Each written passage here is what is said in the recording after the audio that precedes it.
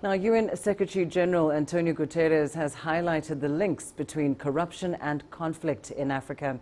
Nations like South Sudan and the Democratic Republic of Congo have been identified as areas where sanctions can be used to reduce illicit activities. CGTN's Liling reports from New York. According to the World Economic Forum, the cost of corruption hits at least $2.6 trillion every year. That's the equivalent of 5% of the world's gross domestic product. As such, the United Nations held a special session to discuss the issue of corruption and how it affects peace and security.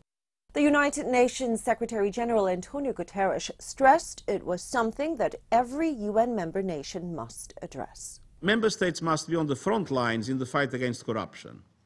It is especially important to build up the capacity of national anti-corruption commissions and prosecutorial efforts. Governments can also enhance anti-corruption efforts by ensuring independent judiciaries, a vibrant civil society, freedom of the media, and effective whistleblower protection.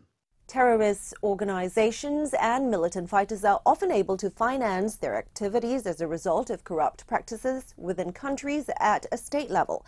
And the World Bank estimates individuals and businesses each year pay over $1 trillion in bribes. Also addressing the Security Council was John Prendergast, the founding director of the Enough Project and co-founder of The Century, two groups that focus on corrupt financial flows in African nations. Prendergast called the meeting a historic moment and explained the importance of recognizing that corruption is a core driver of violence and conflict.